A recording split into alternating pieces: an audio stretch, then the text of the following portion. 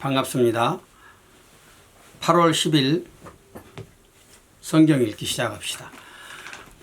예레미야 4장에서 6장 말씀입니다.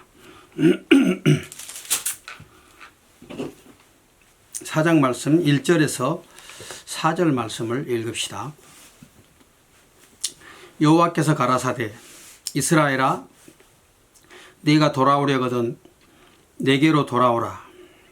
네가 만일 나의 목전에서 가증한 것을 버리고 마음이 요동치 아니하며 진실과 공평과 정의로 여호와의 삶을 가리켜 맹세하면 열방이 나로 인하여 스스로 복을 빌며 나로 인하여 자랑하리라. 나 여호와가 유다와 예루살렘 사람에게 이같이 이르노라. 너희 묵은 땅을 갈고 가시덤불 속에 파종하지 말라. 유다인과 예루살렘 거민들아, 너희는 스스로 할례를 행하여 너희 마음 가죽을 베고 나 여호와께 속하라. 그렇지 아니하면 너희 행악을 인하여 나의 분노가 불같이 발하여 사르리니 그것을 끌 자가 없으리라. 하나님께서 범죄한 이스라엘 백성들에게, 유다 백성들에게 돌아오라고 말씀하지요. 그래서 1절에 이스라엘아 네가 돌아오려거든 내게로 돌아오라. 이스라엘아 너희들은 내게로 돌아와서 쉼을 얻으라. 그런 말씀이 되겠습니다. 그래서 어떻게 해야 되느냐? 너희가 진실과 공평과 정의로서 내 앞에 나타나야 된다고 말씀하지요. 자, 그렇게 되면 열방이 나로 인하여 스스로 복을 빌며 나로 인하여 자랑하리라. 오늘 이 말씀은 너희들이 내게로 돌아와서 진실과 공평과 정의로서 행하게 되면 내가 아브라함에게 언약했던 그 복, 바로 그 복이지요. 그 언약이 너희 안에서 성취를 보게 될 것이다 하는 그런 말씀입니다. 그러므로 너희는 묵은 땅을 갈고 가시덤불에 파종하지 말라 그랬습니다. 묵은 땅을 갈고 너희의 그 묵은 땅을 갈고 가시덤불에다 파종하지 말라. 가시덤불에 파종을 하면 거기에서 제대로 된 것을 거둘 수 없지 않습니까? 마찬가지로 이스라엘 백성들이 열매를 얻지 못하는 헛된 우상에게 마음을 돌리고 또 그것에 이렇게 자신들의 모든 삶을 소비하고 있는데 그렇게 하지 말라는 것이지요. 자, 그러면서 4절에 유다인과 예루살렘 거민들아 너희는 스스로 할례를 행하여 너희 마음 가죽을 베고 나 여호와께 속하라 그랬습니다. 자, 원래 이 할례는 신명기 10장에 보면 모세가 이스라엘 백성들에게 행했던 거 아닙니까? 그래서 언약의 백성임을 증거하는 증표로서 이 할례를 행했었지요. 자, 그런데 할례의 목적이 뭐였겠습니까? 그냥 단지 우리 몸의 어떤 살의 한 부분을 뱀으로써 하나님의 백성이라는 표식을 삼았겠습니까? 그것이 아니었겠죠. 할례의 진정한 목적은 너희가 이처럼 오늘 여기 말씀한 대로 마음의 할례를 행해야 된다는 것이죠. 할례의 궁극적인 목적은 마음의 할례를 행하는 것입니다. 그래서 끊임없이 자기를 부인하고 자기의 어떤 변혁과 그리고 하나님께 대한 진정한 회개, 그것이 할례의 바로 더 중요한 본질적인 그런 목적이었던 것이죠. 그러므로 이스라엘 백성들에게 너희가 스스로 할례를 행하되 너희 마음 가죽을 베라 이렇게 말씀하고 있는 것이죠. 자, 그렇지 않으면 너희 행악을 인하여 나의 분노가 불같이 발하여 사르리니 그것을 끌 자가 없을 것이다. 하나님께서 경고의 말씀을 하고 있는 것입니다. 자, 계속해서 또 넘어가서 19절 말씀부터 또 봅시다. 22절까지 같이 읽겠습니다. 슬프고 아프다. 내 마음 속이 아프고 내 마음이 답답하여 잠잠할 수 없으니 이는 나의 심령 네가 나팔 소리와 전쟁의 경보를 들음이로다. 패망의 패망이 연속하며 온 땅이 탈취를 당하니 나의 천막은 호련히 파멸되며 나의 휘장은 잠시간에 열파되도다. 내가 저 기호를 보며 나팔 소리 듣기를 어느 때까지 할꼬. 내 백성은 나를 알지 못하는 우준한 자요 지각이 없는 미련한 자식이라. 악을 행하기에는 지각이 있으나 선을 행하기에는 무지하도다. 선지자의 탄식입니다. 그래서 참 자기 백성들이 행악에 치우친 것을 인해서 선지자가 슬프고 아프다 이렇게 마음을 토로하고 있지요. 자, 그렇습니다. 어느 정도 어리석은 인생들이냐. 그들은 악을 행하기에는 지각이 있으면서 그러나 선을 행하는 데에는 무지한 백성들이라고 말하는 것입니다. 그래서 하나님께서 바로 이런 백성들을 심판하시기로 작정하시고 북방에 그 끓는 가마가 북에서부터 기울어졌다고 하지 않습니까? 그 북방의 이민족들을 일으켜 세우시고 그들을 통해서 이제 심판의 역사를 행하실 것인데, 자, 그러기 전에 하나님께서 다시 한번 기회를 주십니다. 5장에 가면은요, 5장 1절을 또 보겠습니다. 1절, 2절만 읽읍시다. 너희는 예루살렘 거리로 빨리 왕래하며 그 넓은 거리에서 찾아보고 알라. 너희가 만일 공의를 행하며 진리를 구하는 자를 한 사람이라도 찾으면 내가 그 이성을 사하리라. 그들이 여호와의 사심으로 맹세할지라도 실상은 거짓 맹세니라. 그러니까 하나님은 단 한 사람이라도 의인을 찾으면 그 성을 사해 주시겠다고 하잖아요.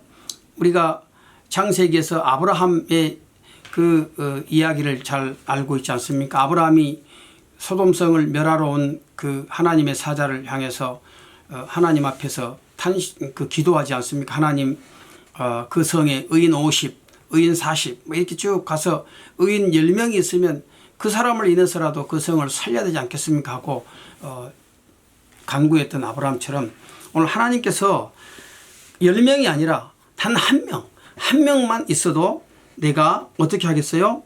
진리를 구하는 자 그 한 사람이라도 찾으면 내가 이 성을 사하리라 그랬습니다. 그러니까 얼마나 유다 성읍이 하나님 앞에 범죄하고 타락했는지를 극명하게 보여주고 있는 것이죠. 그래서 그들이 여호와의 사심으로 맹세할지라도 실상은 다 거짓말로 맹세하고 있다 이렇게 말씀을 하고 있습니다. 탄식이지요. 자, 그 다음에 넘어가서요 10절을 또 읽어봅시다. 10절에서 14절 말씀. 너희는 그 성벽에 올라가 회파하되 다 회파하지 말고 그 가지만 꺾어버리라. 여호와의 것이 아님이니라. 나 여호와가 말하노라. 이스라엘 족속과 유다 족속이 내게 심히 패역하였느니라. 그들이 여호와를 인정치 아니하며 말하기를 여호와는 계신 것이 아닌즉 재앙이 우리에게 임하지 않을 것이요 우리가 칼과 기근을 보지 아니할 것이며 선지자들은 바람이라 말씀이 그들의 속에 있지 아니한즉 그같이 그들이 당하리라 하느니라. 그러므로 만군의 하나님 여호와가 이같이 말하노라. 그들이 이 말을 하였은즉 볼지어다 내가 내 입에 있는 나의 말로 불이 되게 하고 이 백성으로 나무가 되게 하리니 그 불이 그들을 사르리라. 참 백성들이 얼마나 뻔뻔스럽습니까? 네, 그렇습니다. 그래서 하나님이 무슨 우리를 본다고, 하나님이 보지 않는다 그렇게 얘기하고, 또 선지자들이 전하는 그 말씀에 대해서 그것은 바람이라 그러죠. 바람. 말씀이 그들 속에 있지도 않다 이렇게 뻔뻔스럽게 하나님을 거역하고 또 선지자들의 말을 거부했던 그런 백성들이며, 그래서 하나님께서 보란듯이 에스겔 선지자를 통해서 내가 너의 입에 말을 줄 것인데 내 입에 그 말이 불이 될 것이다 그랬죠. 불이 되게 한다 그랬어요. 그래서 다 살라버리겠다는 것이죠. 오늘 하나님은 말씀만으로도 이 백성들을 멸망시키실 수 있는 분이신 것입니다. 자, 그러면 19절에 가서 또 봅시다. 어떻게 하고 있는지. 19절부터 25절까지 또 함께 읽읍시다. 그들이 만일 이르기를 우리 하나님 여호와께서 어찌하여 이 모든 일을 우리에게 행하셨느냐 하거든 너는 그들에게 이르기를 너희가 여호와를 버리고 너희 땅에서 이방신들을 섬겼은즉 이와 같이 너희 것이 아닌 땅에서 이방인들을 섬기리라 하라. 너는 이를 야곱 집에 선포하며 유다에 공포하여 이르기를 우준하여 지각이 없으며 눈이 있어도 보지 못하며 귀가 있어도 듣지 못하는 백성이여 이를 들을지어다. 여호와께서 말씀하시되 너희가 나를 두려워 아니하느냐? 내 앞에서 떨지 아니하겠느냐? 내가 모래를 두어 바다의 기한을 삼되 그것으로 영원한 기한을 삼고 지나치지 못하게 하였으므로 파도가 흉용하나 그것을 이기지 못하며 뛰노나 그것을 넘지 못하느니라. 그러나 너희 백성은 배반하며 패역하는 마음이 있어서 이미 배반하고 갔으며 또 너희 마음으로 우리에게 이른 비와 늦은 비를 때를 따라 주시며 우리를 위하여 추수기한을 정하시는 우리 하나님 여호와를 경외하자 말하지도 아니하니 너희 허물이 이러한 일들을 물리쳤고 너희 죄가 너희에게 오늘 좋은 것을 막았느니라. 참 안타까운 일이죠. 너희 허물이 이러한 일들을 물리쳤고 그 아름다운 추수, 그 추수의 어떤 그런 풍성함을 물리쳤고 너희 죄가 너희에게 오는 즐거운 것을 막았다. 언제나 오늘 우리의 삶에 있어서 궁핍함과 비난함은 하나님의 말씀에 대한 불순종의 결과라고 하는 것을 성경이 분명하게 말씀하고 있습니다. 그래서 우리 하나님께서 한 비유를 들어서 이 백성들에게 왜 너희는 나를 두려워하지 않느냐고 질책을 하시는데 22절에 보면 여호와께서 말씀하시되 너희가 나를 두려워하지 않느냐? 내 앞에 떨지 아니하겠느냐? 내가 모래를 두어 바다의 기한을 삼되 그것으로 영원한 기한을 삼고 지나치지 못하게 하였으므로 파도가 흉용하나 그것을 이기지 못하며 뛰노나 그것을 넘지 못하느니라. 즉 바다에 하나님께서 모래를 통해 가지고 더 이상 그 엄청난 바닷물이 그 뛰노는 흉용하는 파도가 그것을 넘쳐서 땅을 침범하지 못하게 하셨다는 것입니다. 다시 말하면 이 자연도 이렇게 나에게 내 말에 내 뜻에 순종하고 있는데 왜 너희들은 내 말을 듣지 않느냐, 순종하지 않느냐는 것이지요. 참 우리가 바닷가에 가보면 참 놀랍지 않습니까? 그 엄청난 바닷물이 그 백사장 모래에 의해서 더 이상 땅으로 넘어가지 못한 것들을 보게 됩니다.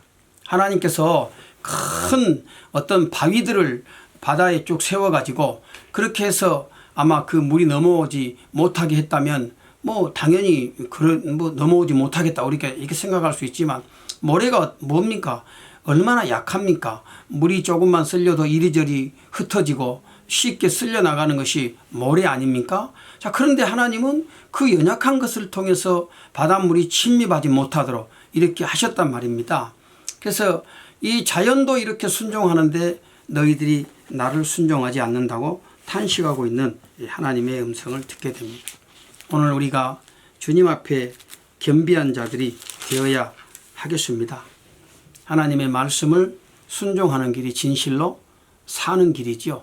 이스라엘 백성들의 이 완고하고 패역한 모습들을 보면서 하나님 오늘 내 안에 있는 이런 완악하고 죄악된 이런 모든 불신앙들을 하나님 몰아내시고 나를 성령으로 충만하게 하셔서 늘 주님 앞에 순종하는 자로 살아갈 수 있게 해주시길 바랍니다. 이것이 또 우리의 기도 제목이 되고 또 하나님 앞에 그렇게 하루를 살아가기를 더욱더 힘써야 되겠습니다.